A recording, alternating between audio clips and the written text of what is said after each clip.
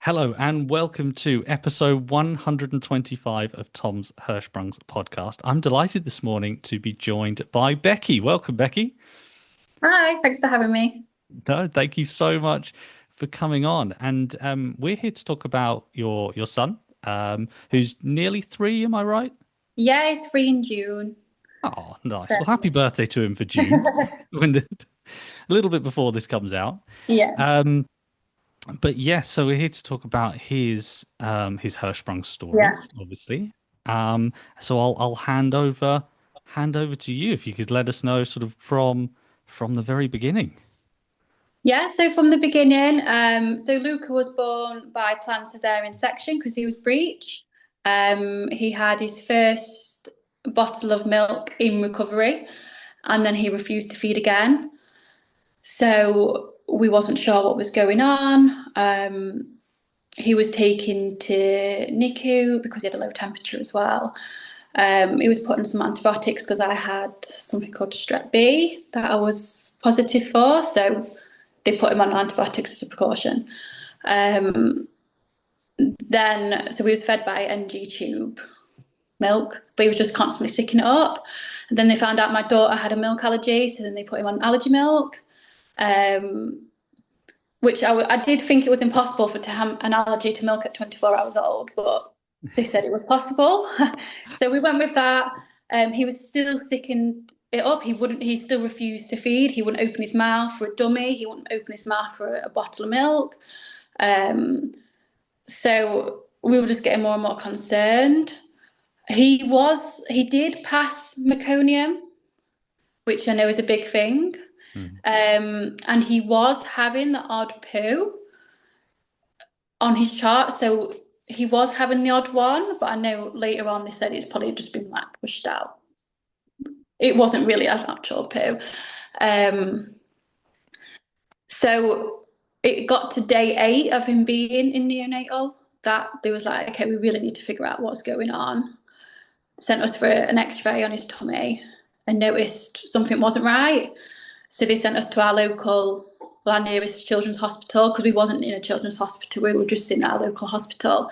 So they called the ambulance, sent us to our local surgical unit at Sheffield Children's Hospital, which were great. They did a contrast scan for his NG to see what was going on with his tummy. Then they said he'd got malrotation in the bowel, so it was all twisted. So then they prepped us for surgery for that.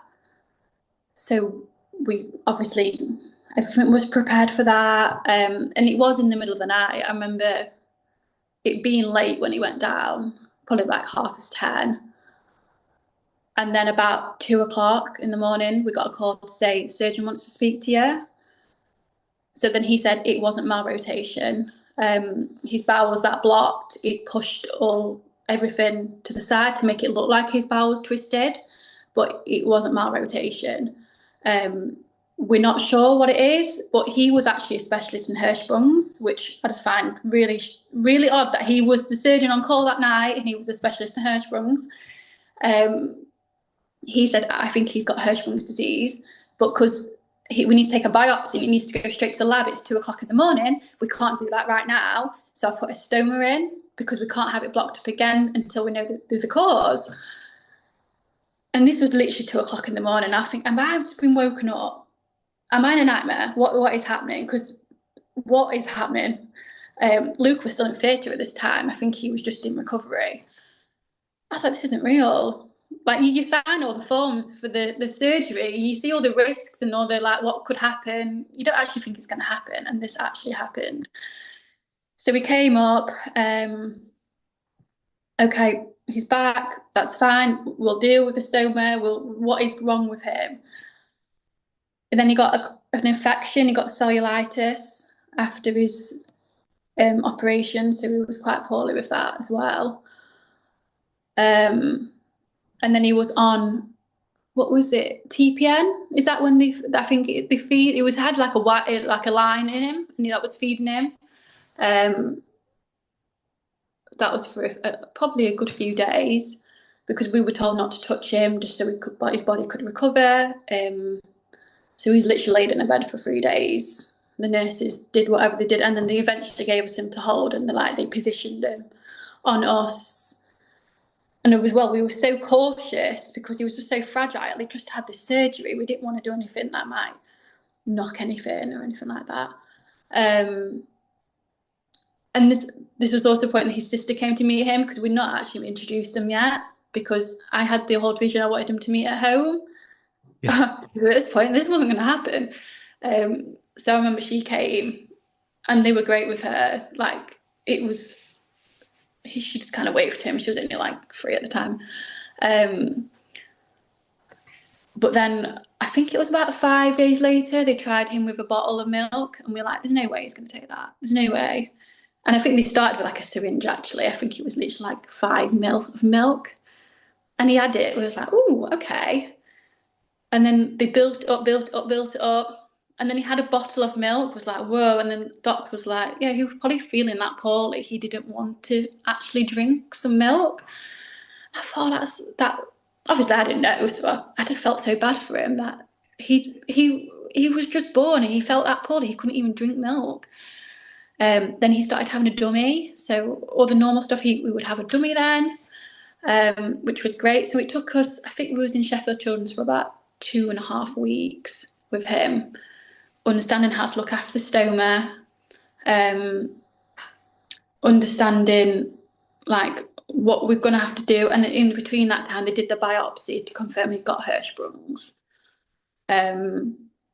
which was obviously, in one way, we was really happy to get a diagnosis and we could kind of work forward with that. Also, didn't know anybody that had got Hirschsprung, so it was kind of unknown, like, what is this? Everybody kept saying, well, what is it? And I don't actually know. Like, I've never known anybody that's had it.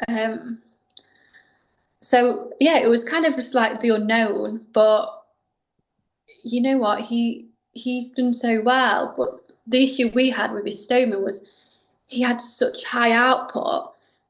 Every time he was sick, we would be in hospital on fluids. And it was just relentless because we had a winter and I think we spent the third, like, out the whole year, first year of his life, a third of that was spent in hospital because mainly going on for fluids. He was just, and he can never get a cannula in him because he's got no veins possible. Like, there was no vein on him that you could get a cannula in. So he used to have to go in his head. And it was just awful to see. Like, he looked worse than he was. I get that. He's like a little baby. You don't want to see a cannula coming out his head. So I remember after his pull through, which he had at 6 months old, that was a very, very long day. And also it was on the 27th of December, so Boxing Day night, I was taking my daughter to my parents saying, can you have her? Because we've got to be at the hospital for like 7, half 7. But I was like, I just want the surgery. Like, we'll come on this day. That's fine. And I remember saying, you'll be here all day. That's fine. We'll wait all day. And I remember he went down about 9, half 9. By half 5, he still wasn't back. And we was like, okay, where is he? My husband had to go back and get our little girl because also we wanted to keep things consistent for her at home. She'd already had one night away from us. The plan was he'd be there for when he came out of theatre, and then he'd go back and get our daughter, and she'd have a night at home with him. And I think I got him from theatre. I think they rung me to recovery at like 7, half 7. It was so long, that operation. So the surgeon rung me and said, I'm sorry, I can't wait to talk to you. I just need to ring you because I need to go home. I'm back in. And that's absolutely fine. They said he'd got that much like scar tissue to work through. They spent the majority of the time working through the scar tissue because all his bowel was completely stuck together. And they had to give him so much fluid while they was operating on him. It's like, he's going to look really swollen. I was like, okay. And wow, I didn't recognise him when I came out. I was like, is that him? And the only reason why I knew it was him because he's got the same dummy in. I was like, are you sure? Like, he's the only child left in theatre. I was like, okay, it must be him, but he really doesn't look like him. And it was really like, took me back. I was the only person that had seen him like that. I was like, are you sure? So yeah, he came out of theatre like that. He was on high dependency because he was 6 months old and he'd got an epidural in. this point they said they'd taken about 50 centimeters of his bowel, which then said he'd got long segment. But at the time we didn't know what he'd got. They actually thought he was going to have short segment, but it was longer, and he actually took more than they thought. But yeah, he said it was really complex operation. I was like, okay, that's fine. And then we was in for a while. I think we was in for about 11 or 12 days after his operation, because he'd get better, and then we'd get the green fluid up from his NG. You know, we have to aspirate, and it's all green, so we'd have to stop feeding again, or have to go back. And then his cannula came out, so then we'd have to, and then he'd be dehydrated because he's not any fluid, because we couldn't give him milk. So it was just a constant cycle. But yeah, I think we came out the start of January, so we was in there a while. But as long as he got better, we didn't mind being in. I celebrated New Year's Eve with the nurses on shift. It was very quiet for them, but yeah, we had. I remember he was up all night that night, so we saw the New Year's in together. And then that was the January, and then it was the April that he had his stoma reversed. He was 9 months old.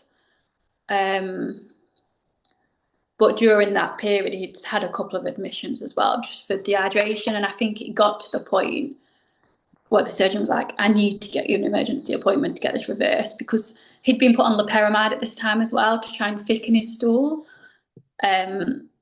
We also couldn't get a bag on him because his stoma was right next to his belly button, and because it was so high, it was just like water. A bag wouldn't stick on his tummy. So I used to have to put like paste and powder around his stoma and a nappy across him, which it would work because he wasn't moving. If he was walking, I don't think that would have worked, because he didn't really move anywhere. And he was a really chunky baby as well. Like, he didn't move. Like, I remember the nurse we used to see, because I used to have to go between when we got discharged from birth and the pull through. We used to go every week for a washout. And she's like, this is the biggest Hirschsprung's baby I've ever seen. Like, he was huge. He wouldn't even fit on the scales. So he couldn't move because he was so big. But obviously that's really good, because she was preparing me to have to give him like some supplements to help him like gain weight and stuff. She's like, there's no danger there. He's big enough. So yeah, we couldn't get a bag on him, and his skin was also sore around us. So the surgeon was like, let's just get you in for a reversal as soon as possible. And ever since then, he's done really well. We've had one admission for dehydration, and he got norovirus, which completely wiped him out. Because he's still got a really high output, and he's on loperamide medication still. He has it twice a day. So he's very different to a lot of Hirschsprung's kids I know have like medication to help them go to the toilet. He needs it to stop him going so much. But ever since that reversal, he's only had one case of dehydration, which is amazing for us. I was able to go back to work, because before I couldn't have gone. I mean, he was only a baby anyway, but the thought of how was I ever going to go back to work? We were in hospital so much. But yeah, I'm back. He's at nursery. He started back at nursery 6 weeks after his reversal, which was great. When he was born, I was like, is he ever going to be able to go to nursery? Am I ever going to go back to work? But yeah, it was just, since then, that was our turning point, I think, the reversal, where I felt like things really improved for us. But I think that was just down to the high output and always being in hospital. Yeah, most definitely. I think that's a concern for everybody when you hear a condition that, like you said, you've never heard before. Nobody's ever heard of it before. But Yeah, most people you talk to wouldn't have a clue even what part of the body Hirschsprung's would affect. And then there's the concern, is he going to thrive like everybody else? Is he going to, is he going to be able to go to nursery, go to school? mm-hmm. Is it, this, that, and the other? And obviously, yes, everybody's journey is different. But there are so many circumstances and so many people I've interviewed and who have Hirschsprungs, and so many people I've interviewed whose children have Hirschsprungs, who are thriving, who are doing really well. Yes, there are challenges, of course, like with any condition, Yeah. but people are still able to, live very, you know, comfortable lives and sort of beyond and go and achieve, Mm. really great things, whether that be, people who are in acting or sport or whatever.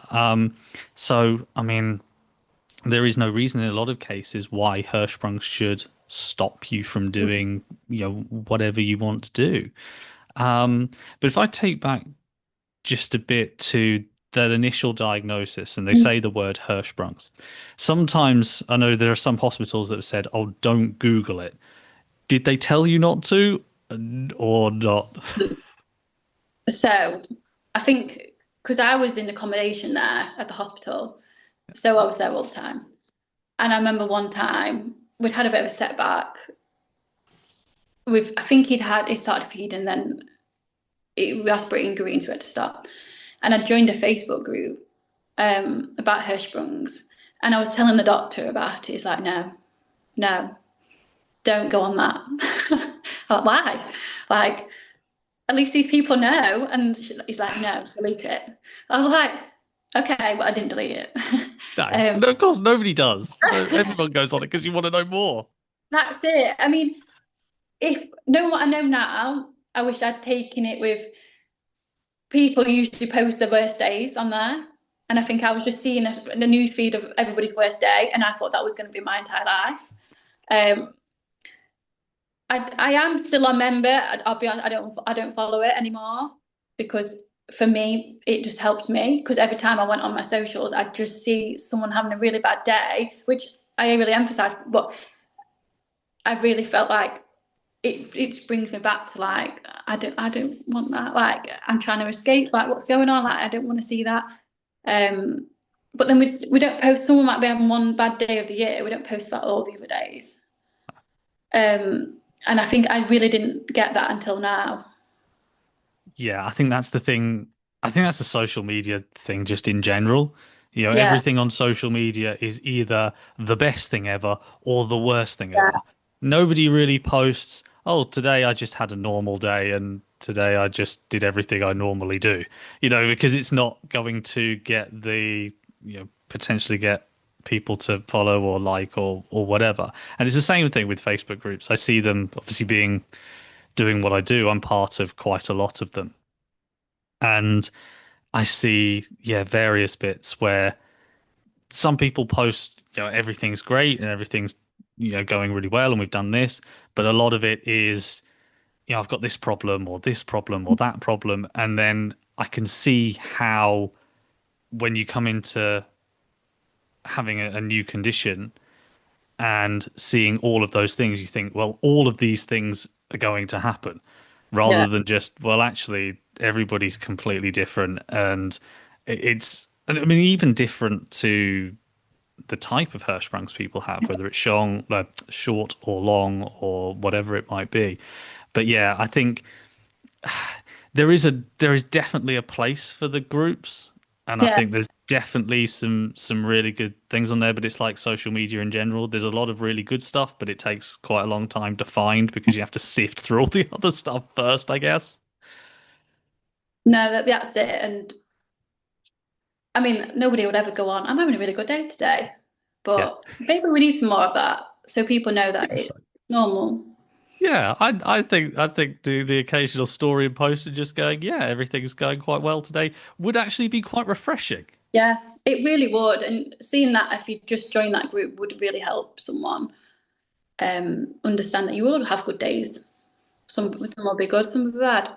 Yeah, absolutely. You mentioned as well at the beginning about strep B. Yeah. Um, I'm not quite. What is strep B? Basically, it's something that can have when you're pregnant. Okay. But it can, if it's not detected or treated, it can cause abnormalities with babies. So they didn't know if that's why Luca was poorly when he was born. If it's not treated, it can be really serious. Um, I know my friend's child, it wasn't treated with her son because it's not routinely tested on the NHS. Mine did come up within one of my tests. I don't know which one. I don't know why it came up, but they did find it. But yeah, I think he's got cerebral palsy from it. Like it's really serious. So that's why they put him on antibiotics just to see in case it was that. But in the end, it wasn't that. Oh, that's good. That's good. I mean, Yeah. it's one of those things. I guess if it can be quite serious, probably it should be tested a little bit more. I guess. Yeah, I mean that I think there's a lot of campaigns going around to get it tested. Yeah. Yeah, I mean, I haven't. I've heard of it, but I wasn't really aware as to what it was or what it potentially may cause. So thank you so much for explaining that because yeah, I had no idea. It can come and go in pregnancy as well. So if you test for it positive at like 20 weeks pregnant, by 36 weeks, it could have gone. See, there's no way of it, it kind of comes and goes. But I think if they detect it at all while you're pregnant, they just assume you're still testing positive for it, so they treat you for it. Yeah, yeah, best to be safe, I guess, in that Yeah. circumstance. Yeah. And then on the topic as well of so again, I talked to a lot of parents who obviously with Hirschsprung's surgery tends to happen very early after birth, within a few weeks or months or whatever. And obviously, you have to sign the forms, as you said. Yeah. Um, is that moment there where they say, right, we need to do surgery and please sign this form and whatever. I get so many parents who say everything's just a complete blur at that stage, and you don't necessarily take all of it in. Did you manage to take most of it all in, or was it a bit more of a blur? I think it was okay. But I mean, while I was in surgery, I was researching malrotation because because they was quite convinced he'd got this malrotation. I remember them saying about the risks and stuff, but my husband was there a lot, so he was kind of doing. He signed all the forms, um, and he would then say like, just we'd chat about it after just to make sure that we were clear with what's been said. But to be fair, the surgeons were very clear. Like, I'd ask the nurse if I wasn't sure, they'd just go over it with me. They were very good like that. Like a nurse would probably be with us while they were signing, so she could be with us and just answer any questions as well. But I mean, it is a blur. I was like 8 days postpartum having him. I'd not really been home properly since having him. So yeah, I suppose you are a bit all over the place. That's what I kind of thought. I mean, I can't imagine how people are able to think really clearly at that stage and sort of take everything in because I guess with Hirschsprung's as well, there's no warning signs pre-birth.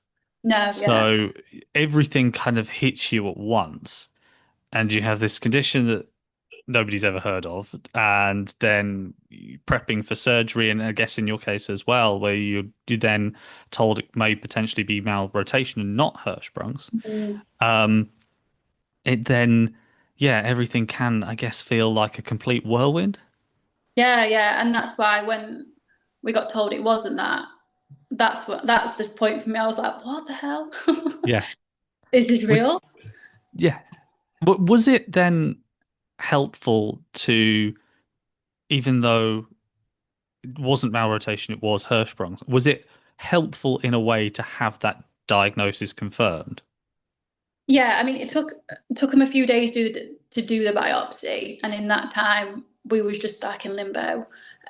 But I did just want a diagnosis. So once we got it, it was like a relief. Like, okay, we know what we're working with. Um, because if not, they're like, if it comes back and it's not, we really don't know what it is. Like, Yeah. and that's what I was worried about. Like, are we gonna be here forever?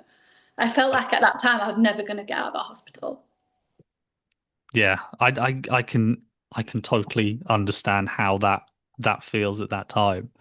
When you have, as like I said, an unknown condition, then you're thinking, what's going on, but at least having that diagnosis, I guess then you can have a path to go, Yeah, okay, right, then we could have this option or that option, or we can then have a stoma fitted and yeah. reversal or whatever it might be.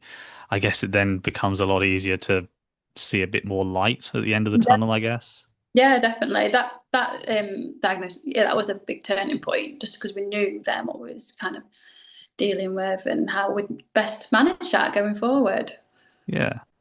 And I know you mentioned as well when you went back into NICU and you saw a lot of the sort of NG tubes and this, that, the other. I've known from, well, my own personal circumstance and from other people I've spoken to that when the nurse then gives you the baby to hold, was it almost like carrying a Fabergé egg? Or was it just Yeah, kind of like, right, what am I going to do with this baby? yeah, that's it, and that's why we didn't dare hold him for a few days. I was like, oh. But yeah, definitely. It's just strange how the NGs came just a normal part. Like it was weird to see him without one. Like when he'd pull it out, like, oh, that's his face. I've not seen his face properly because he's had an NG since he was like less than 24 hours old.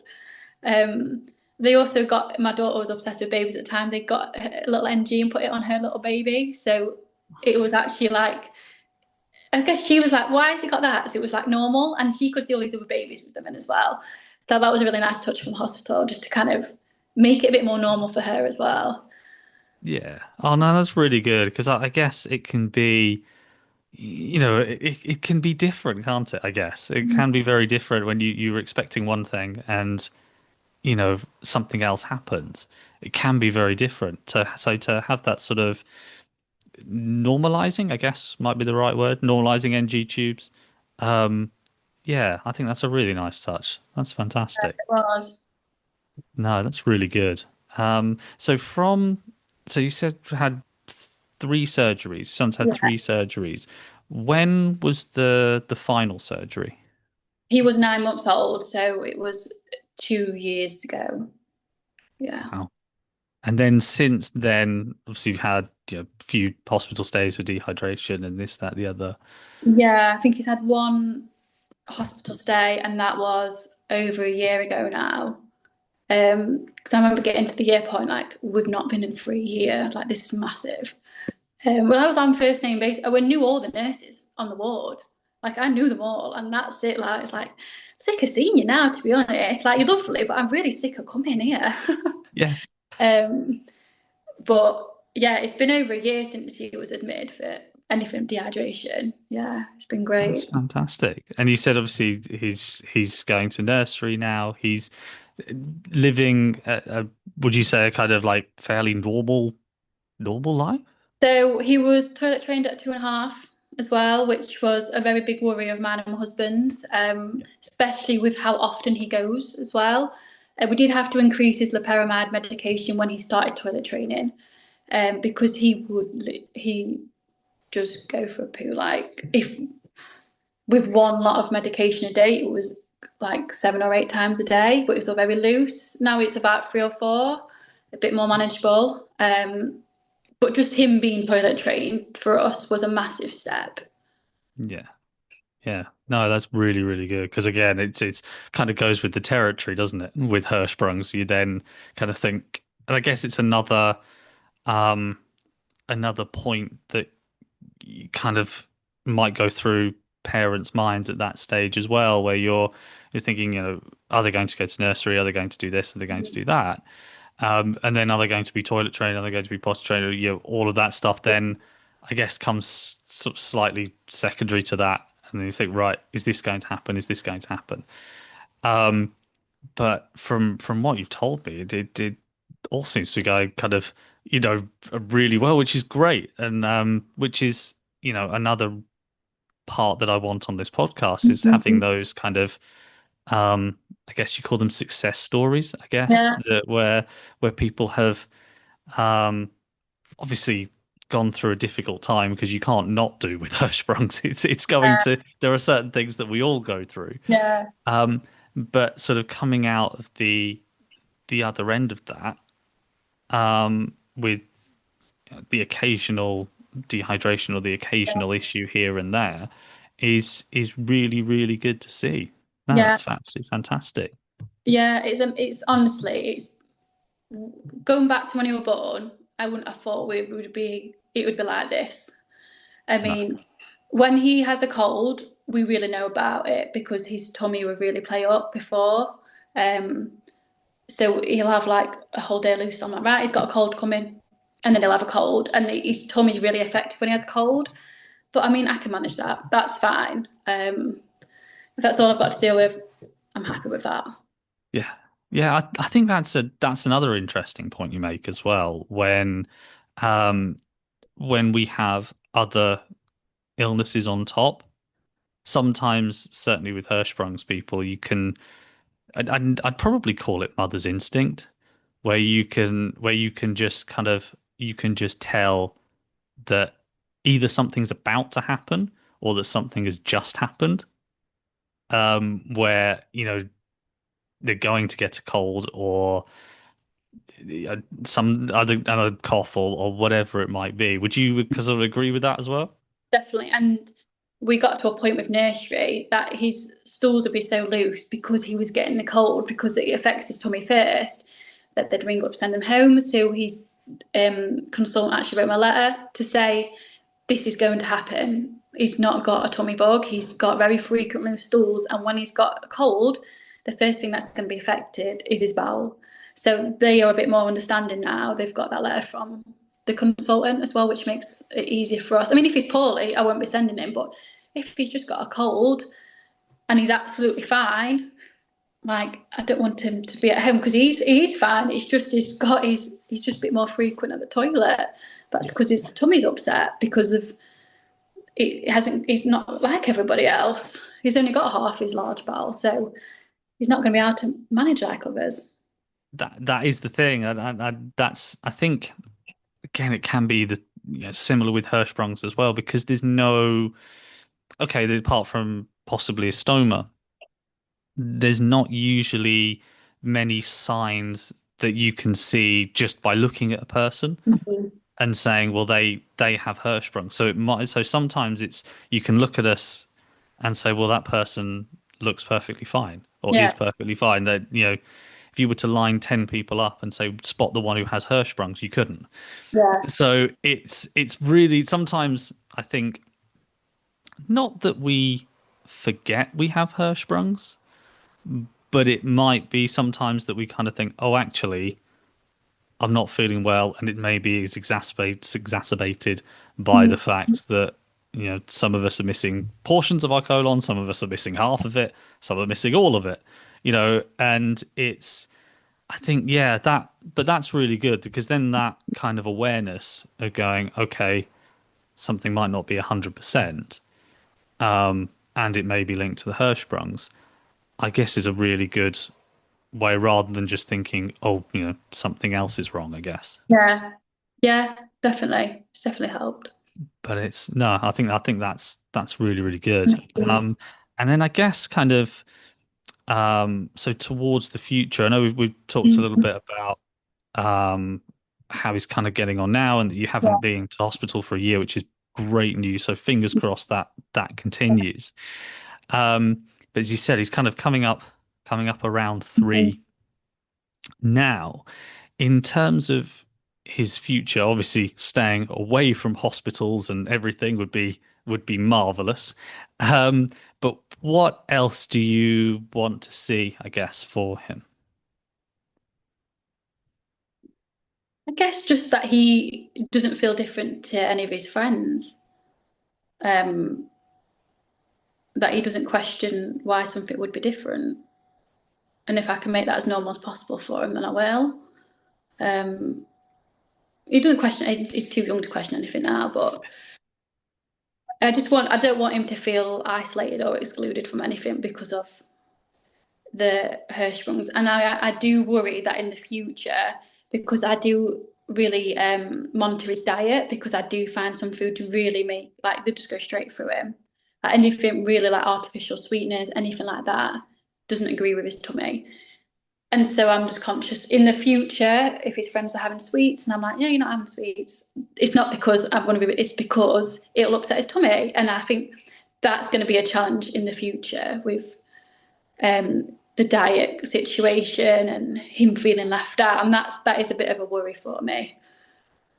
Yeah. Yeah, I think diet's a really interesting one actually, Mm. because again, it's one of those where everybody reacts a bit differently. I think like Yeah, normal stomachs, normal yeah, people. yeah, Um, but I think everybody kind of reacts differently. And from again, but I'm not a doctor, it's not medical advice, but what I've seen with people trial and error, and they kind of go, okay, well this has worked today, and this hasn't worked today. And I think again, you see sometimes on these Facebook groups and people going, well, don't ever have this or don't ever have that, and you think, well, not necessarily because that might work for my child, yeah, but alternatively, this might not work for my child. yeah. So it's yeah, that kind of I guess it's that trial and error, I guess. Yeah, it is. I know he cannot have Weetabix. That is a no-go. Like he cannot have that. Um, it's too high in fibre for him.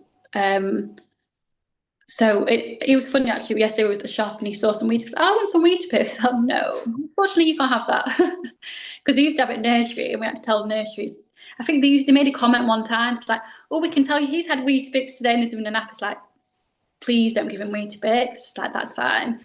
Um, there's just certain foods that might be fine for others, but yeah, he definitely cannot have. But Like that's any, go on, sorry, go sorry. on. Like any like squash or fruit juice, that is a no go as well. Finding an alternative of that is proven pretty difficult. I keep trying different ones.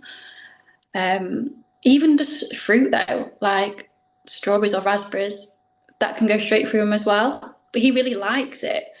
Apples, I have to make sure all the peels off, all the skins off. I have to peel it all for him.